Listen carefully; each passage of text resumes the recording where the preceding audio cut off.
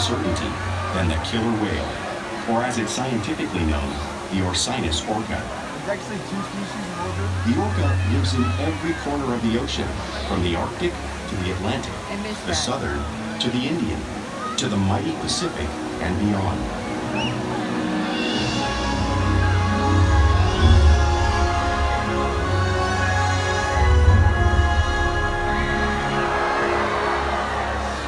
This whale's story is the ocean's story, and it is one we all share.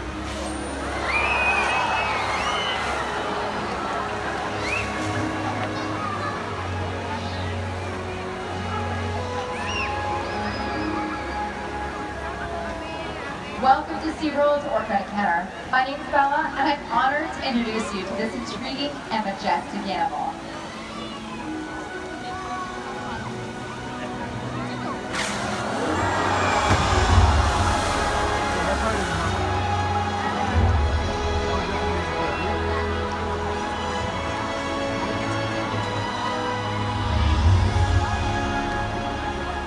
There's nothing like seeing a killer whale close and learning about them and their natural behaviors.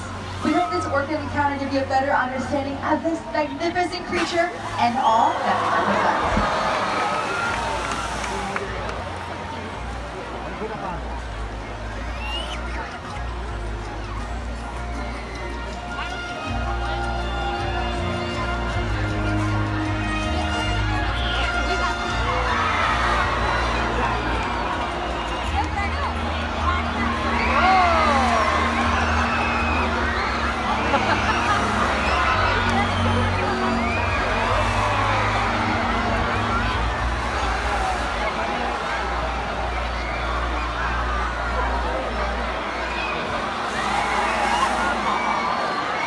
While they are found in every ocean, orcas living off the coast of Iceland are quite different than those near Costa Rica. In fact, there are at least 10 types, or ecotypes, of killer whales. An ecotype describes the differences between killer whale size, physical form, prey, social structure, and habitat. As you can see, the differences are subtle, but noticeable when compared side by side. Orcas are adapted perfectly to their environments. And even the whale's black and white coloration has a purpose. It camouflages the outline of their bodies in the water, making it easier for them to surprise and catch their prey.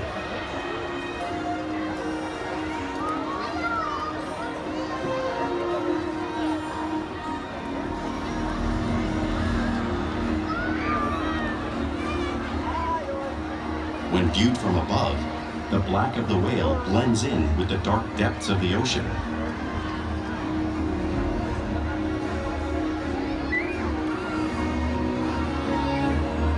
When viewed from below, the orca's white bellies match the brighter surface of the water, blending with the light above, giving them the perfect camouflage.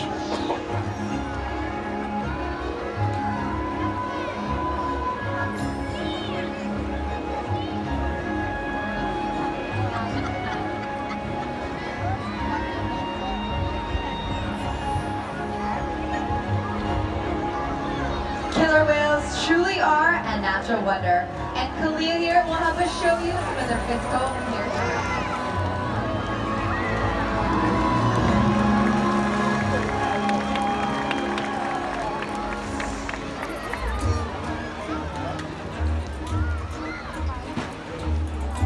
Their blowhole is perfectly designed for getting quick breath of air at the surface of the water.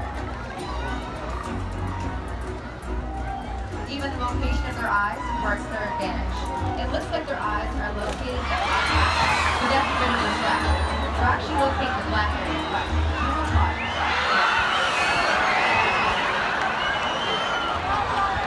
The fin on top of the whale's back is called the dorsal fin, which helps stabilize them as they swim and helps regulate their body temperature.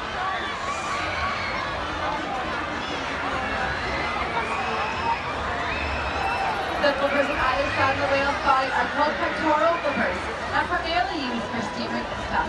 The pectoral flippers have 5 like in their hands.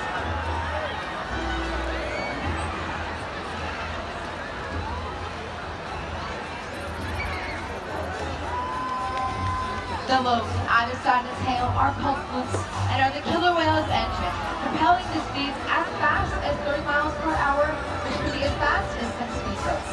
But killer whales swim the fastest and use the most power when they're propelling their nearly 10,000-pound bodies all the way up and out of the water.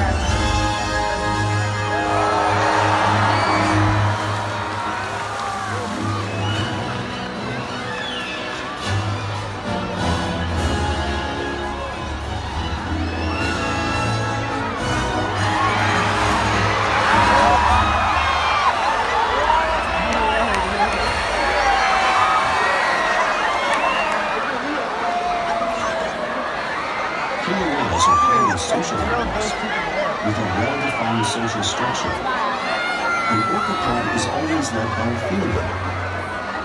Though just half the size of her male counterpart, she is in charge. It's all about attitude, not size. Because they live and work as a group, orcas need to communicate with sounds and body language. Orcas use clicks for echolocation or navigation.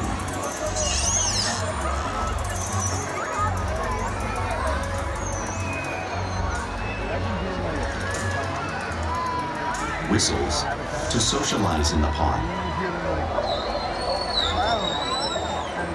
and calls for group coordination and hunting.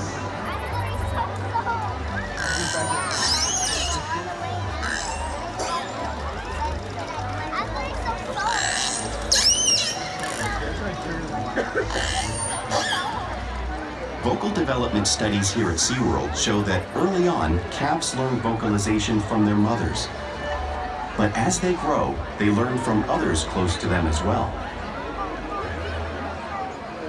This is a bottlenose dolphin call that Shouka learned and even taught other killer whales here at SeaWorld. In fact, orcas are the largest members of the dolphin family.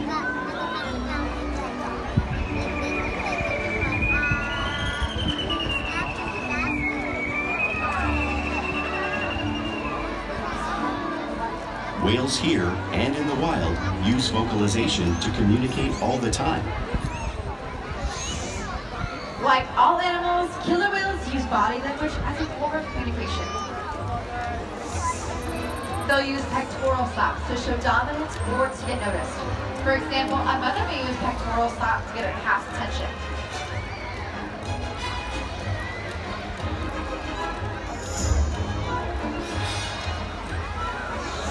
But if they really want to be heard, they breach.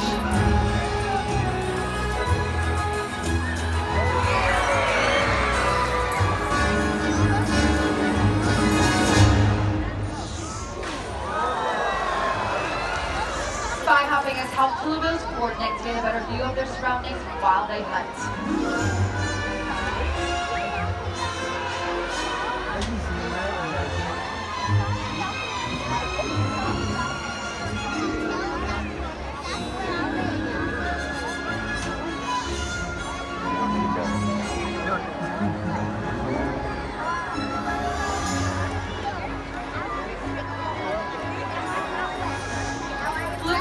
Another form of communication utilized in the wild and right here at SeaWorld.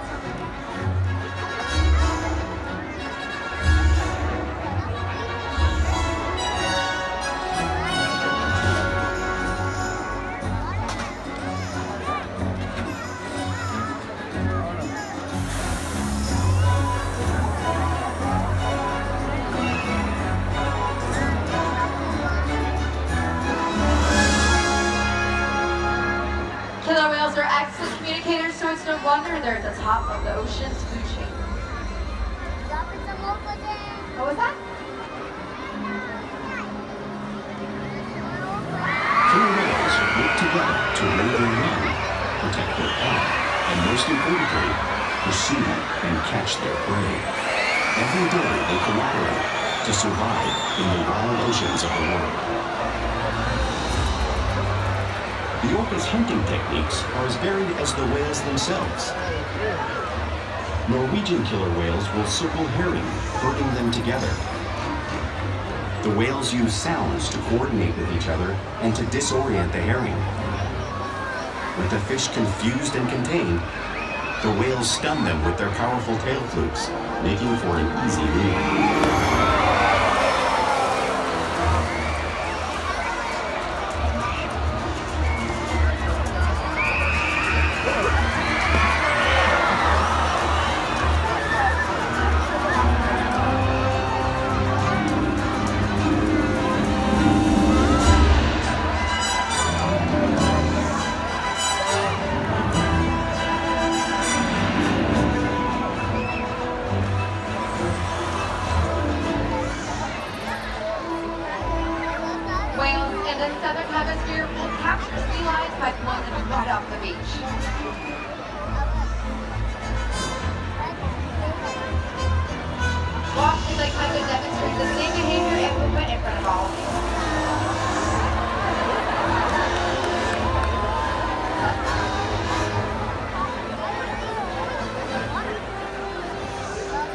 Arctic orcas will actually create waves that wash over floating ice, knocking unsuspecting seals into the water.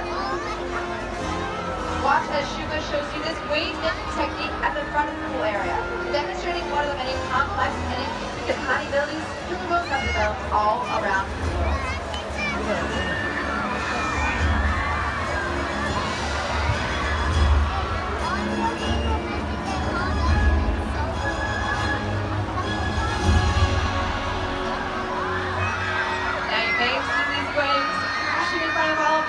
You can't truly imagine the amount of water displaced until you experience it firsthand.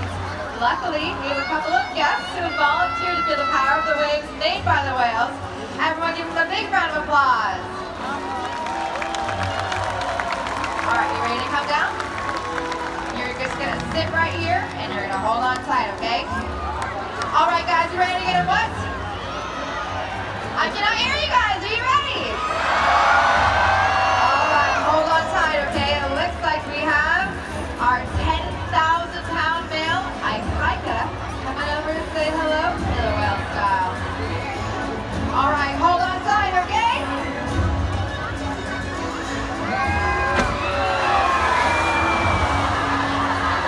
Oh my goodness!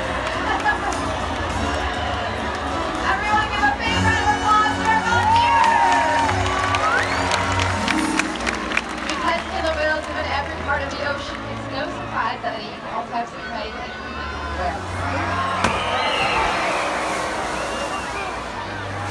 The blue whale on the screen behind me is the largest animal on Earth. It is 5 times larger and 50 times heavier than a killer whale. So how do whales like Shouka, Shouka, and Orca prey on the whale that size in the wild? Well, it's all because killer whales are the ultimate team players.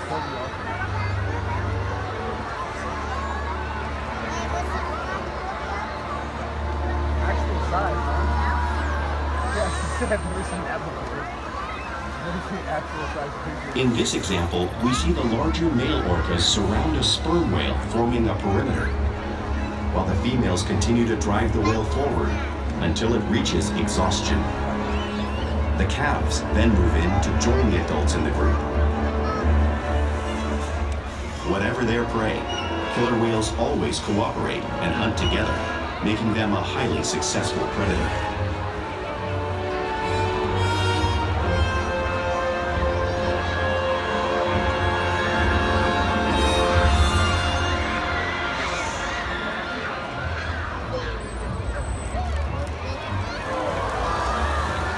Play is an important part of everyday life for a killer whale. It's how they teach young whales how to hunt and practice those skills as they grow. You'll see whales in the wild showing their interactive and playful side. You see this here at SeaWorld all the time.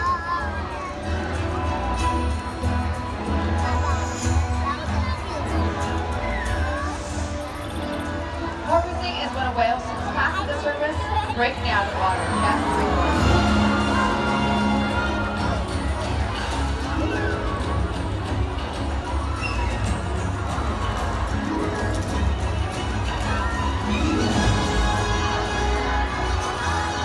You'll You'll see them do this when catching a ride in a wave boat, or even when surfing in a wave.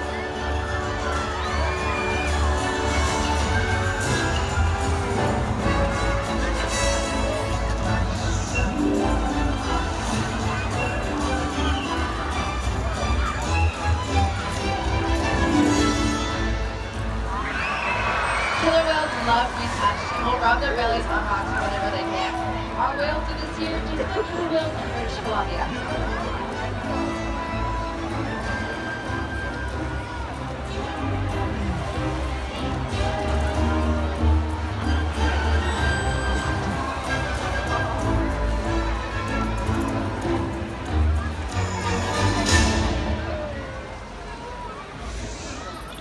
You'll also see whales in the wild imitating and learning from each other. We see this here at SeaWorld all the time. The whales here are constantly copying each other's behavior and learning from each other.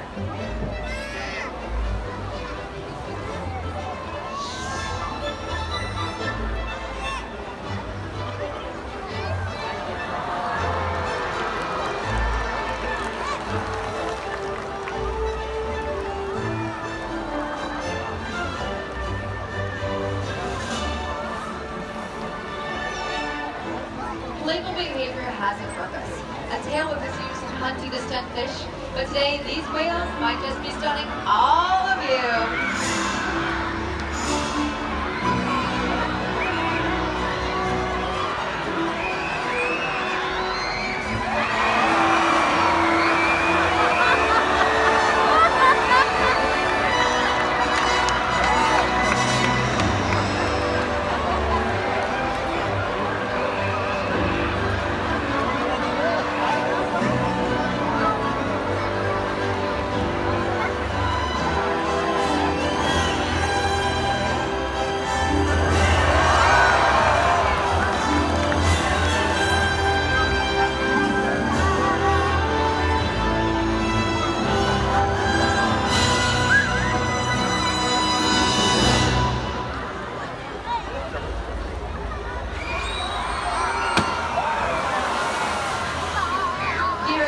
The whales partake every day in their care. Trusting relationships and provide optimal health care, research, and quality of life. The whales here take an active role every day in their own health and well-being.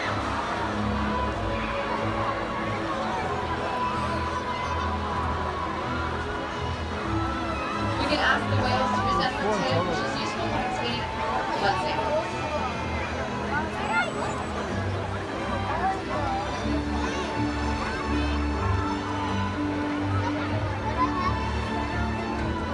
We can also ask the whales to slide on a scale just as Orca's doing on screen to help monitor their weights.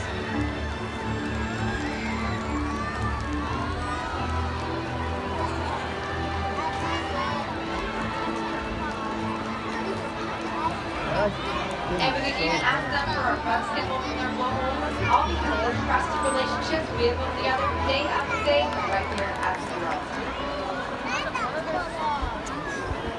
That we would like to introduce you all to a very special member of our pod. Everyone give a big round of applause to Shouka!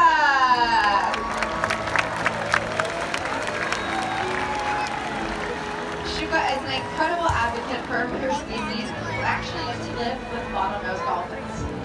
Shouka loves spending time with her animal care specialists and loves those fun secondary reinforcements like ice or small treats.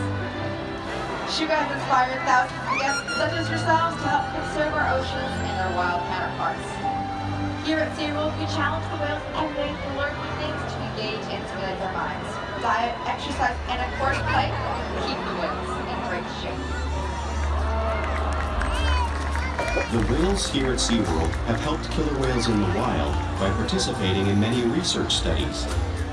One ongoing study monitors the whale's heart rate and breathing to understand how marine noise pollution from ship engines and other sources affect wild populations. In another study, scientists from NOAA, the National Oceanic and Atmospheric Administration, took measurements of the killer whales living here, including pregnant whales. By comparing these measurements with drone footage of killer whales in the wild, scientists are able to monitor the wild population's nutritional and reproductive states. Other research has been done here at SeaWorld on the mother whale's milk composition. This research will help create an effective model to understand how toxins in the ocean impact wild killer whales and their milk supply.